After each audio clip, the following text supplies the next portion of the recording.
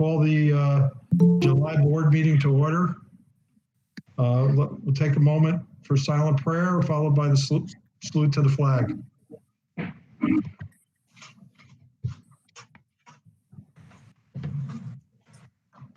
I pledge allegiance to the flag of the United States of America and to the republic for which it stands, one nation, under God, indivisible, with liberty and justice for all. Okay, I'd like to request the clerk call the roll. Basson. Here. Whitedale. Here. Leader. Here. Benvenuto. Sorry, here. Schatz. Here. Adams. Here. Mettler. Here. Collins. Here. Riley. Here. Eldridge. Here. Bury. Here. Chipkowski. Here. Ligonia. Here.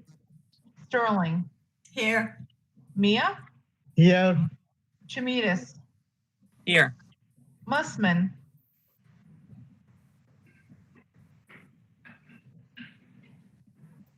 Supervisor Mussman? She was on. I was going to say she was on the other meeting. Okay, we'll come back. Scalera? Here. Bezzi? Here. Holding? Here. Morel? Here. Not? Here. Skoda? Okay, so we'll go back to Mussman, Supervisor Mussman? Okay, is it no? And Supervisor Skoda, one more time? No. What have we got?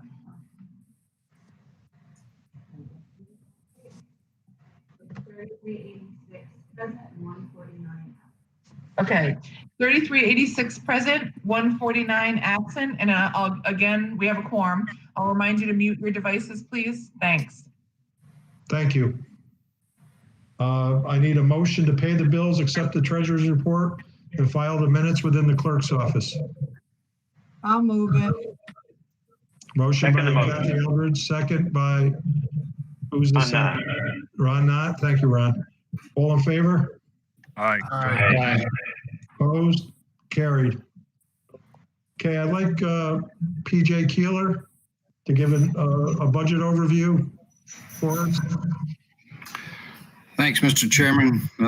Matt's given me the dubious honor of spreading the good news to everybody tonight.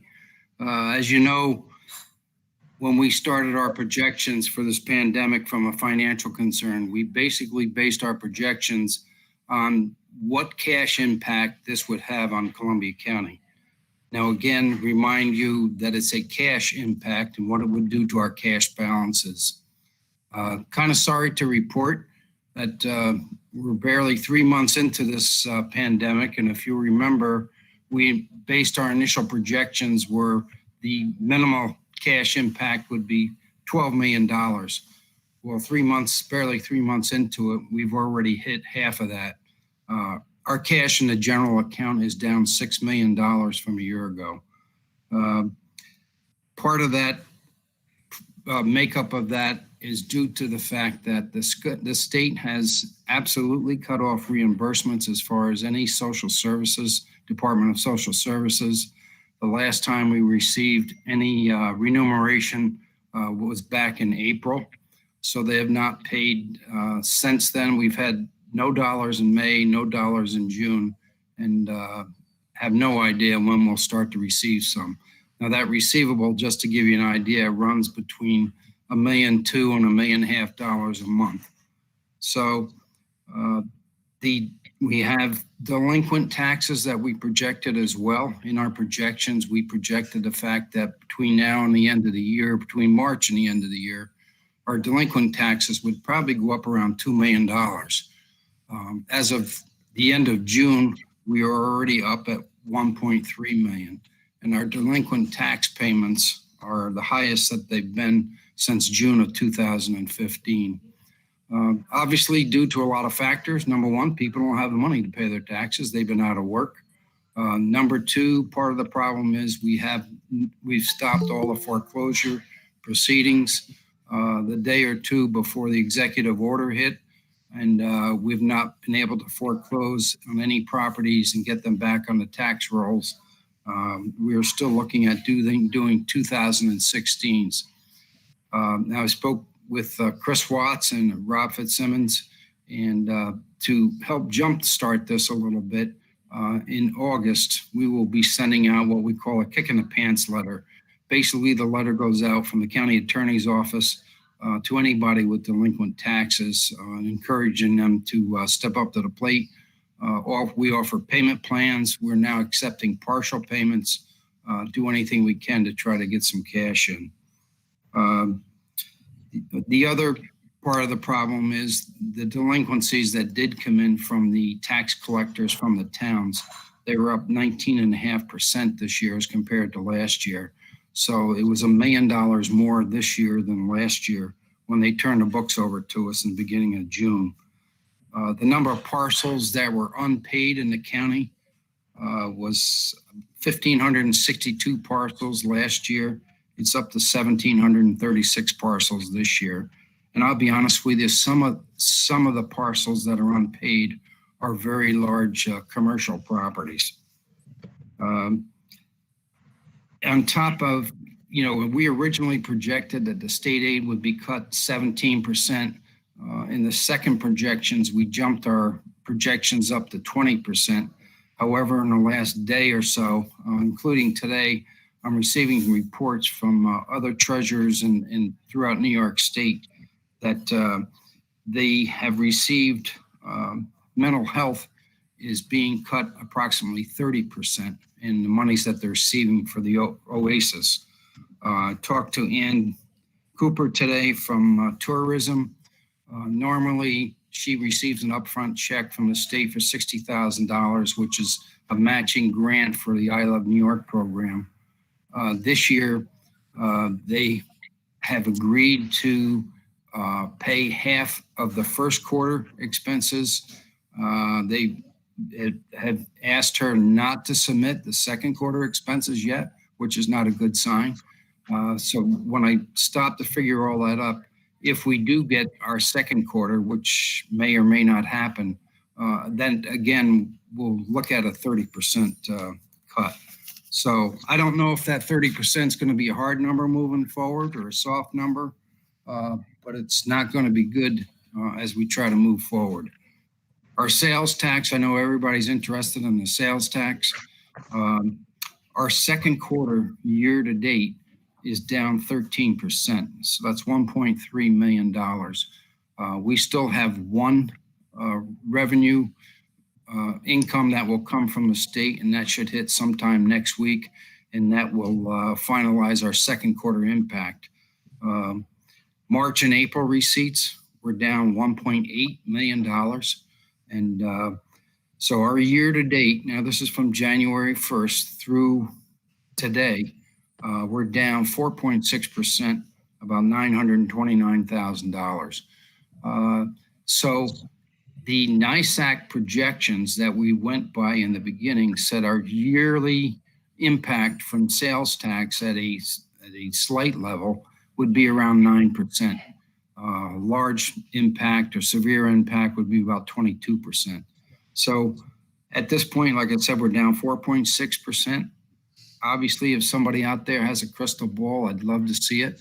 We have no idea what we're going to end up with or where we're going, but I can assure you that the projections that we came up with so far are on the positive side. We're in line with those projections, and the committee has worked real hard to try to cover these lost revenues through the expenditure cuts that we've instituted, and we do seem to be online for that as we speak.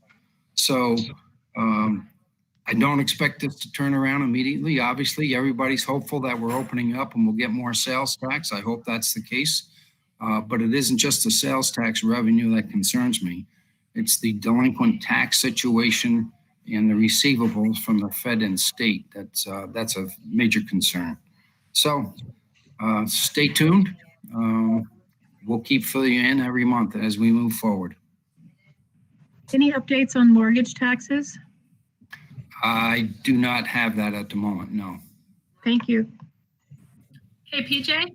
Yes, So would you say, as far as the estimated revenue losses that you provided to the towns based on sales taxes, as of right now, we're pretty in line with that spreadsheet that you gave us town by town?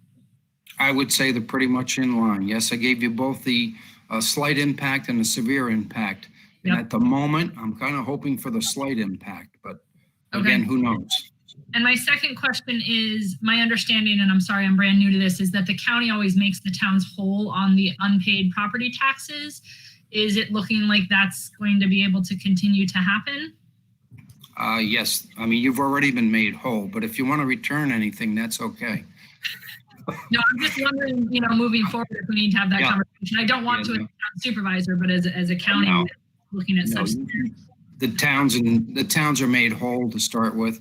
You take your cut first and then you hand everything else over to us. Okay, thank you.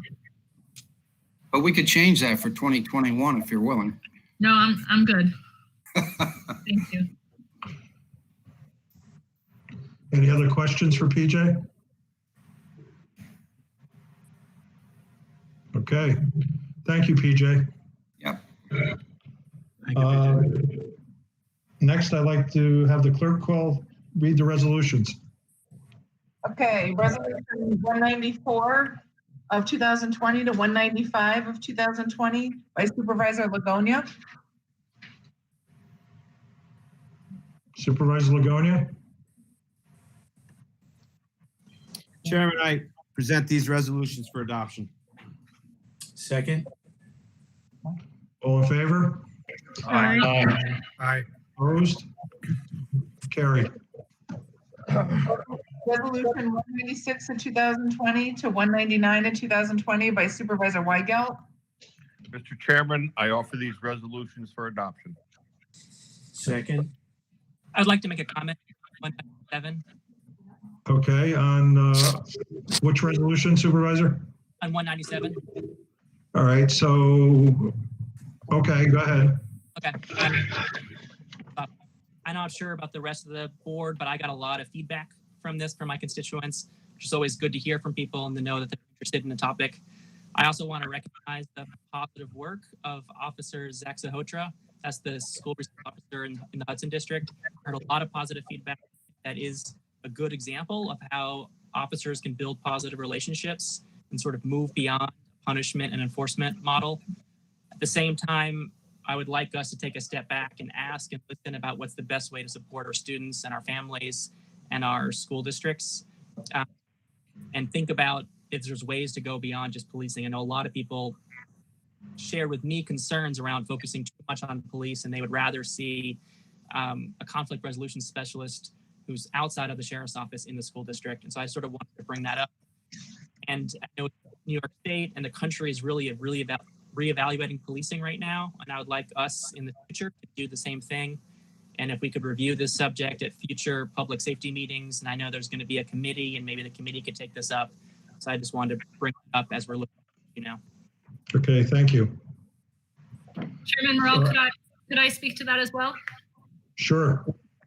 So I agree with what Supervisor Chimides is saying. I did speak to our superintendent, and they very much rely on their school resource officer. So I did vote through this resolution in the public safety meeting because I feel like right now is not the time to switch. I don't feel like we're ready, but I do feel just like with the jail staffing where, future conversations need to be had. I do think it's something that we should look at as to how we're allocating our funds and how we're providing both safety and emotional and mental health support in our schools and what the best way to do that is.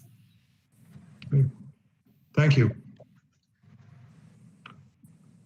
So, Kelly, we have a motion. Do we have a motion and a second or? Yes. Okay, we have a motion and a second. All in favor? Aye. Opposed? Aye. Carried. I oppose it. Linda Mussman. Thank you. Okay. You oppose which one? I think it's the resource officer. 197. Okay. What's that number, please? 197. Okay, Yes. thank you, Supervisor. Okay, resolution 200 of 2020 to 205 of 2020 by Supervisor Knott. Mr. Chairman, I offer these resolutions for adoption. Second. Okay, all in favor? Aye. Opposed? Carried. Resolution 206 of 2020 and 207 of 2020 by Supervisor Guzzi. Mr. Chairman, I present these resolutions for adoption. Second. All in favor? Aye. Aye. Opposed? Carried. That's it, sir. Okay, thank you. I'd like to go into executive session to discuss litigation. If I could get a motion in a second. I'll make the motion. I'll second. Okay, all in favor? Aye. Opposed? Carried. Okay, we need to give We need to Oswaldo wait a a moment minute. to, just if everyone can bear with us. Oswaldo, when you're ready.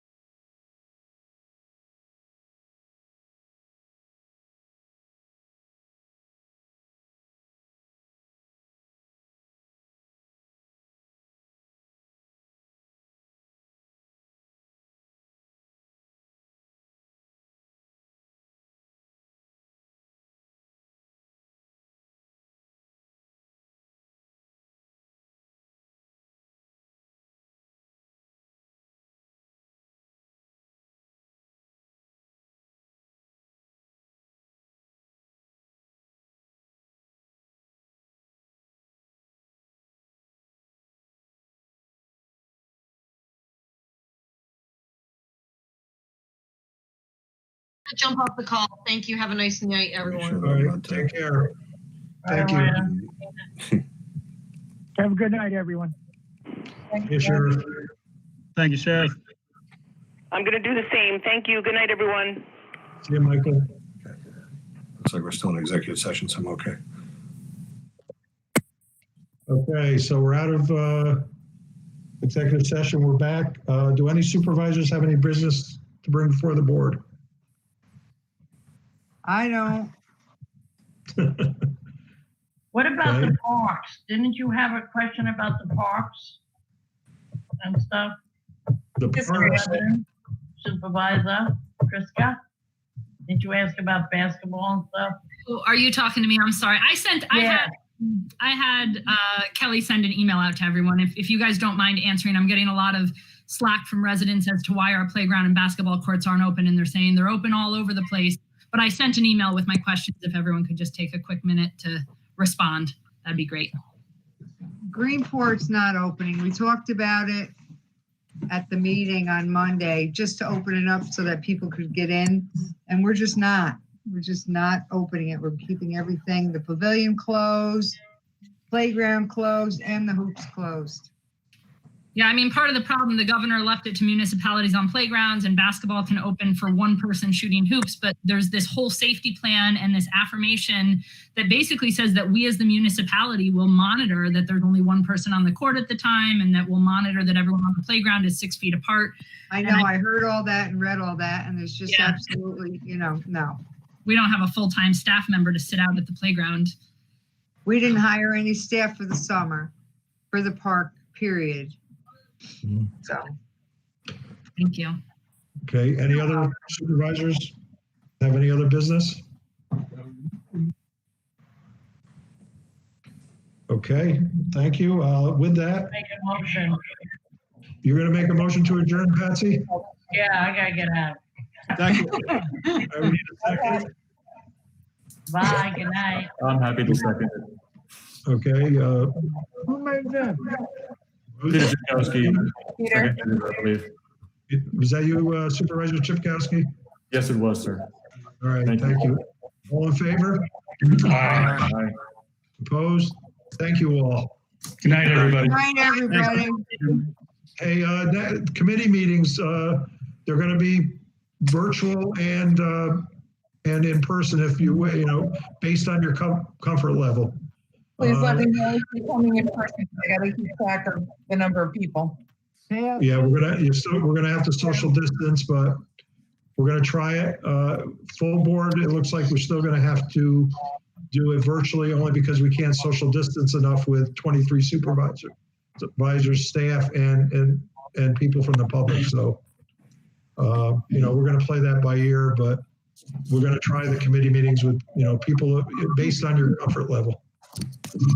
Hey, Chairman Morrell, do you know when the broadband committee is going to meet again? I don't see them on the July calendar. I don't know. I Supervisor Riley? He left. I'll email him. him. Usually it's before economic development. Yeah.